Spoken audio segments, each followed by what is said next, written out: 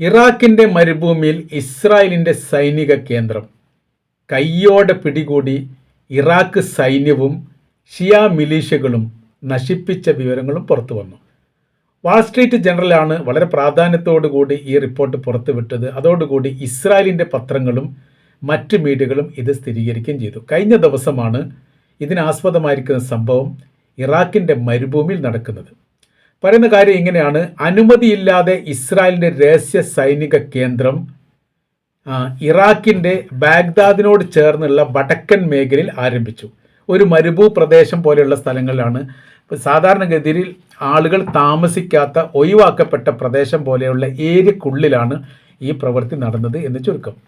ഇറാനെതിരെയുള്ള ആക്രമണത്തിൽ പരിക്കേൽക്കുന്ന ഇസ്രായേലി സൈനികർക്കും പൈലറ്റുമാർക്കും രഹസ്യമായിരിക്കുന്ന ചികിത്സാ കാര്യങ്ങൾ നൽകാൻ വേണ്ടിയിട്ട് അമേരിക്കയുടെ അനുമതിയോട് കൂടിയാണ് ഇസ്രായേൽ ഇവിടെ ഇത്തരം പ്രവൃത്തികൾ ആരംഭിച്ചത്. വലിയൊരു സെൻറ്റർ പോലെ ഉണ്ട് എന്നുള്ളതും ചില ഭാഗങ്ങളിലൊക്കെ തുരന്നുകൊണ്ടാണ് അതിൻ്റെ ശുശ്രൂഷ സംബന്ധമായ കാര്യങ്ങൾ ചെയ്തിരിക്കുന്നത് എന്നും കാണാൻ വേണ്ടി സാധിക്കുന്നു.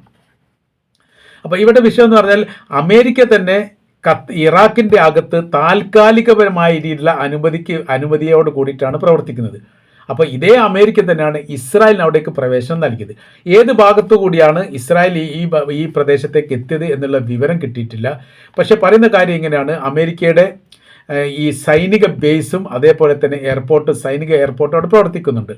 ആ വഴിയാണ് വന്നത്. ആ വഴി വരുന്ന സമയത്തുള്ള വിഷയം എന്ന് പറഞ്ഞാൽ, മുമ്പ് ഇറാൻ്റെ പ്രസിഡന്റ് ഇബ്രാഹിം റൈസി പറഞ്ഞ പോലെ അമേരിക്കയുടെ സൈനിക ബേസിലേക്ക് വരുന്ന വിമാനവും തിരിച്ചു പോകുന്ന വിമാനവും എന്തുമായിട്ടാണ് വരുന്നത്, എന്ത് വസ്തുക്കളുമായിട്ടാണ് തിരിച്ചു പോകുന്നത് എന്നതിനെക്കുറിച്ച് കൃത്യമായിരിക്കുന്ന വിവരം അറേബ്യൻ രാജ്യങ്ങൾക്ക് ഇല്ലെങ്കിൽ തീർച്ചയായിട്ടും നിങ്ങൾക്ക് എതിരെ ആയിരിക്കുന്ന പ്രവർത്തനമായിരിക്കും അവരതിനുള്ളിൽ നടത്തുക എന്നുള്ളത് പിന്നീട് നിങ്ങൾക്ക് ബോധ്യമാവും എന്ന് പറഞ്ഞിട്ടുണ്ട്. അത് ഒരു യാഥാർത്ഥ്യമാണ്. ഇപ്പോൾ അമേരിക്കയുടെ അനുമതിയോടുകൂടി ഇസ്രായേൽ ഇറാഖിൻ്റെ അകത്ത് ഇത്തരം രഹസ്യമായിരിക്കുന്ന കേന്ദ്രങ്ങൾ സ്ഥാപിച്ചു എന്ന് പറഞ്ഞാൽ അത് നിസ്സാര കാര്യമല്ല. ഇപ്പോഴത്തെ റിപ്പോർട്ടിന് പ്രകാരം പറയുന്നത് അങ്ങനെ ഒന്നല്ല, ഒരുപാട് ഡസനോളം ഉണ്ട് എന്നൊക്കെ പറയുന്നുണ്ട്. കൃത്യമായിരിക്കുന്ന വിവരം അല്ലെങ്കിൽ പോലും ഇപ്പോൾ ഇറാഖിൻ്റെ സൈനികർ ഈ മേഖല മാത്രമല്ല ഇറാഖിൻ്റെ പരമാവധി ഏരിയകളിലൊക്കെ റോന്തി ചുറ്റിയിട്ട് ഇത്തരം പ്രവർത്തികളുണ്ടോ എന്നുള്ളത് പരിശോധിക്കുകയാണ്. ഇറാൻ്റെ സഹായം തേടിയിട്ടുണ്ട് എന്ന് പറഞ്ഞു. ഇറാൻ്റെ സഹായം എന്ന് പറഞ്ഞാൽ സാറ്റലൈറ്റ് ചിത്രങ്ങളടക്കം നിരീക്ഷണം നടത്തിയിട്ട് ഇത്തരം പ്രവൃത്തി ഉണ്ടെങ്കിൽ കണ്ടുപിടിക്കാൻ വേണ്ടിയിട്ടാണ്. ഒരു ആട്ടിടയൻ അസാധാരണമായിരിക്കുന്ന സൈനിക നീക്കം കണ്ടു.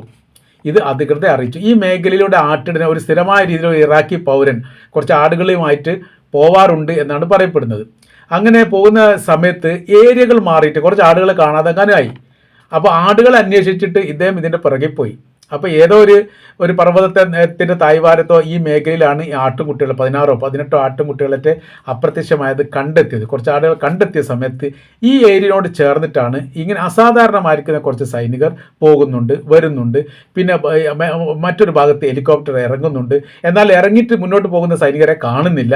ഇങ്ങനത്തെ ഒരു ദുരൂഹമായിരിക്കുന്ന സ്ഥിതിവിശേഷ കാര്യങ്ങളൊക്കെ കണ്ടു. ഇദ്ദേഹം എന്നിട്ട് ഇത് യാഥാർത്ഥ്യമാണോ അല്ലേ എന്ന് നിരീക്ഷിക്കാൻ വേണ്ടിയിട്ട് ആ മേഖലയിലേക്ക് കടക്കുക എന്ന് പറഞ്ഞാൽ വലിയ പ്രയാസമാണ്. കാരണം സൈനികരാണ്, ചില വെടി വെച്ച് കാണുമെങ്കിൽ അതും കഴിഞ്ഞു. കാരണം ഇയാൾ ഒറ്റക്കാണ്, പിന്നെ കുറേ ആടുകളും ഉള്ളത്. അതുകൊണ്ട് അയാൾ തിരിച്ചു പോകും. പിന്നീട് പല ഘട്ടങ്ങളിലായി ഈ കാര്യങ്ങൾ ശ്രദ്ധിച്ചു എന്നാണ് പറയപ്പെടുന്നത്. ആ ശ്രദ്ധയോടനുബന്ധിച്ചിട്ടാണ് ഇറാഖിൻ്റെ സൈനികർക്ക് അല്ലെങ്കിൽ അധികൃതർക്ക് ഈ വിവരങ്ങൾ അറിയിച്ചു. ഞാൻ ഇന്ന ഏരിയ കൂടെ ഇന്ന സമയത്ത് ഇന്ന പ്രാവശ്യം പോയ സമയത്തൊക്കെ ഇത്തരം ഒരു പ്രവൃത്തികൾ കാണുന്നുണ്ട്. അതെന്താണെന്ന് എനിക്ക് കൃത്യമായിട്ട് മനസ്സിലാക്കിയിട്ടില്ല.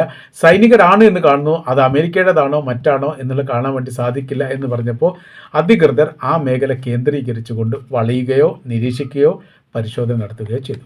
അങ്ങനെയാണ് ഇവരിപ്പോൾ ഇസ്രായേലിൻ്റെ സൈനികരാണ് ഇതിൻ്റെ പിന്നിൽ എന്ന് മനസ്സിലായത്.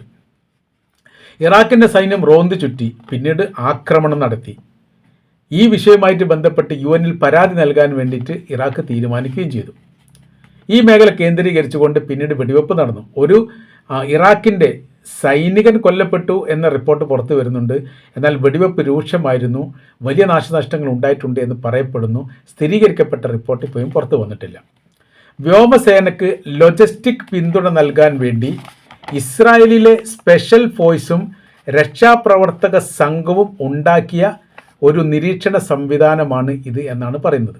കാര്യം ഇറാനിൽ നിന്ന് വലിയ രീതിയിലുള്ള പരിക്കേൽക്കുന്നുണ്ട്. ഇറാനിൽ പരിക്കേൽക്കുക എന്ന് പറഞ്ഞാൽ സത്യത്തിൽ ഇപ്പോൾ ഇസ്രായേലും ഇറാനും തമ്മിൽ യുദ്ധമില്ല. അപ്പോൾ അങ്ങനെ ആവുന്ന സമയത്ത് പരിക്കേൽക്കേണ്ട കാര്യമില്ല. പക്ഷേ ഇവിടുത്തെ പ്രശ്നം അതല്ല. അമേരിക്കയുടെ എല്ലാ യുദ്ധക്കപ്പലിലും സംവിധാനത്തിലും ഇസ്രായേൽ പൗരന്മാരുണ്ട്, ഇസ്രായേലി സൈനികരുണ്ട് എന്നാണ് അനുമാനം. അപ്പോൾ അവർക്ക് പരിക്കേൽക്കാൻ സാധ്യതയുണ്ട് എന്ന് പറയും. കാര്യം ശക്തമായിരിക്കുന്ന തിരിച്ചടിയാണ് ഇറാൻ്റെ ഭാഗത്ത് ഉണ്ടായിക്കൊണ്ടിരിക്കുന്നത്. അവർ കണ്ണു പൂട്ടിയിട്ടുള്ള ആക്രമണം എന്ന് പറയുന്ന തരത്തിലാണ് യഥാർത്ഥത്തിൽ ഈ മേഖല കേന്ദ്രീകരിച്ചുകൊണ്ട് ആക്രമിക്കുക. അതുകൊണ്ട് വലിയ നഷ്ടങ്ങളും അമേരിക്കൻ്റെ സൈനികർക്കും ഇസ്രായേലിൻ്റെ സൈനികർക്കും ഉണ്ടായിക്കൊണ്ടേയിരിക്കുന്നു. ഈ ഒരു അവസ്ഥാ സാഹചര്യങ്ങൾ എന്ത് ചെയ്യണം? ഈ ഒരു അവസ്ഥാ സാഹചര്യവുമായിട്ട് ബന്ധപ്പെട്ട് സൈനികർക്ക് വേണ്ടത്ര ചികിത്സ വളരെ പെട്ടെന്ന് എത്തിക്കുക എന്ന് പറയുന്നത്, അതായത് ഇപ്പോൾ ഹോർമുസ് കടലോ അല്ലെങ്കിൽ അറേബ്യൻ കടലോ കേന്ദ്രീകരിച്ചുകൊണ്ട് അവിടെ നിന്ന് ഒരു ഇസ്രായേലി സൈനികരെ എടുത്ത് ഇസ്രായേലിലേക്ക് പോകുന്ന സമയത്ത് 1000 കിലോമീറ്ററോളായി ചികിത്സ തേടുക എന്ന് പറഞ്ഞാൽ വലിയ പ്രയാസമാണ്.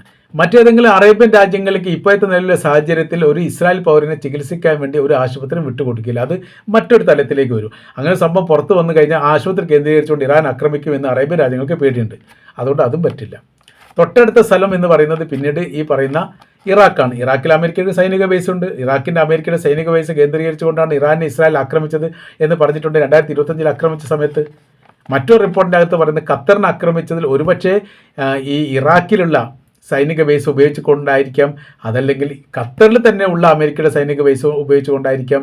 2 റിപ്പോർട്ടും അതോടനുബന്ധിച്ച് പുറത്തു വന്നാണ്. രണ്ടും കൃത്യമായ രീതിയിൽ അന്വേഷിക്കാൻ വേണ്ടി യാഥാർത്ഥ്യം പുറത്തു കൊണ്ടുവരാനും സാധിച്ചിട്ടില്ല, അല്ലെങ്കിൽ അറിഞ്ഞിട്ട് അവരത് പറയുന്നില്ല എന്നുള്ളതാണ്. അപ്പോൾ അസാധാരണമായിരിക്കുന്ന ഹെലികോപ്റ്ററിൻ്റെ പ്രവർത്തനങ്ങൾ ആട്ടിടയൻ കണ്ടു, അത് മനസ്സിലാക്കുന്നു, പിന്നീട് വിവരങ്ങൾ കൊടുക്കുന്നു, അതിനനുസരിച്ച് അവരെത്തുന്നു. എന്നാൽ ഈ വേറെ റിപ്പോർട്ടിനകത്ത് പറയുന്നത് ഇങ്ങനെയാണ്: എത്തുന്നതിന് മുമ്പ് തന്നെ ഷിയ മിലീഷ്യകൾ ഈ ആക്രമിച്ച് തകർക്കപ്പെട്ടിട്ടുണ്ട്, അല്ലെ വലിയ രീതിയിലുള്ള ഏറ്റുമുട്ടൽ നടന്നിട്ടുണ്ട് എന്നുള്ളതാണ്. ഇറാഖിൻ്റെ സൈന്യം അവിടെ എത്തുന്ന സമയത്ത് ഒരാൾ മരണപ്പെട്ടതായിട്ട് കണ്ടു എന്ന് പറഞ്ഞ സമയത്ത് അതിന് മുൻപ് അല്ലെ തൊട്ട് മുൻപ് എന്തെങ്കിലും ഒരു ആക്രമ കാര്യങ്ങളോ അല്ലെ ഏറ്റുമുട്ടൽ നടന്നതിൻ്റെ സൂചനകൾ കണ്ടിട്ടുണ്ടെന്ന് പറയുന്നു. സ്ഥിരീകരിച്ച റിപ്പോർട്ടല്ല. ഇങ്ങനെ ഈ വിഷയമായിട്ട് ബന്ധപ്പെട്ട ഒരുപാട് അഭ്യൂഹങ്ങളും ഒരുപാട് റിപ്പോർട്ടുകളും ഇപ്പോൾ പുറത്തു വന്നുകൊണ്ടിരിക്കുകയാണ്. പക്ഷേ ഒരു കാര്യം സ്ഥിരീകരിച്ചുകൊണ്ട് വാൾ സ്ട്രീറ്റ് ജേണൽ പറയുന്നുണ്ട്, ഈ മേഖലയിൽ ഇസ്രായേലിൻ്റെ സാന്നിധ്യമുണ്ട്, അവിടെ ആക്രമണം നടന്നിട്ടുണ്ട്, ഏറ്റുമുട്ടൽ നടന്നിട്ടുണ്ട് എന്ന് പറഞ്ഞ് അവർ അവസാനിപ്പിക്കുന്നു. അതിന് അനുബന്ധമായ രീതിയിൽ മറ്റു റിപ്പോർട്ടും ഇങ്ങനെ തന്നെ ഇതേ രീതിയിൽ തന്നെ ആവർത്തിച്ചു കൊണ്ട് പറയുന്നു. ഇത്തരം സംഭവങ്ങൾ ഉണ്ട് എന്ന് മാത്രമല്ല, ഇറാഖിൻ്റെ പല മേഖലകളിലും ഈ ഇസ്രായേൽ എന്ന് പറയുന്ന രാജ്യം രഹസ്യമായ രീതിയിൽ ഇത്തരം ഒരു സൈനിക സംവിധാനം പോലെയുള്ള ക്യാമ്പുകൾ പ്രവർത്തിക്കുന്നുണ്ട്.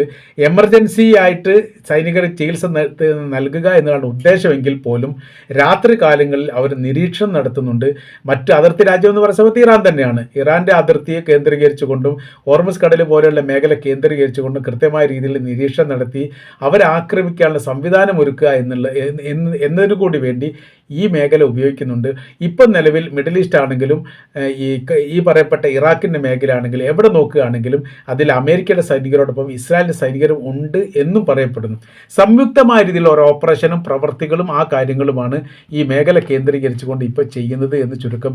ഇതിൽ വലിയ രീതിയിലുള്ള ആശങ്ക തന്നെ അറേബ്യൻ രാജ്യത്തിൻ്റെ മുൻപത്തെ പറഞ്ഞിട്ടുണ്ട്. അപ്പോൾ ഇറാഖ് പറഞ്ഞിരിക്കുന്ന കാര്യം ഇങ്ങനെയാണ്: UN തങ്ങൾ പരാതി നൽകും. UN പരാതി നൽകുക എന്ന് പറഞ്ഞാൽ നിയമപരമായിരിക്കുന്ന പരിരക്ഷയുമായിട്ട് ബന്ധപ്പെട്ട് ഇറാഖ് ഗവൺമെൻറ്റാണ് പരാതി നൽകുക. പക്ഷേ ഷിയ മിലിഷ്യകളെ സംബന്ധിച്ചിടത്തോളം തങ്ങൾ അതിന് ശക്തമായിരിക്കും തിരിച്ചടി നൽകുകയും അവിടെ തൂത്തെറിയപ്പെടുകയും ചെയ്യും എന്ന് പറഞ്ഞിട്ടുണ്ട്. അപ്പോൾ ഒരു ഭാഗത്ത് നിയമപരമായ രീതിയിൽ ഇറാഖിൻ്റെ ഗവൺമെൻറ് UN പോകുന്ന സമയത്ത് മറുഭാഗത്ത് ഇറാൻ്റെ പിന്തുണയുള്ള ഷിയ മിലിഷ്യ വിഭാഗം ആയുധം ശേഖരിച്ചുകൊണ്ട് ഇത്തരം മേഖല കണ്ടെത്തിക്കൊണ്ട് തകർക്കാൻ വേണ്ടിയിട്ടോ അതല്ലെങ്കിൽ ആ വിഭാഗവുമായിട്ട് ബന്ധപ്പെട്ട് ഏറ്റുമുട്ടാനോ തയ്യാറെടുപ്പ് നടക്കുന്നു എന്നതും ഇതിൻ്റെ കൂടെ നമ്മൾക്ക് വായിച്ചെടുക്കാൻ വേണ്ടിയിട്ട് സാധിക്കുന്നതാണ്.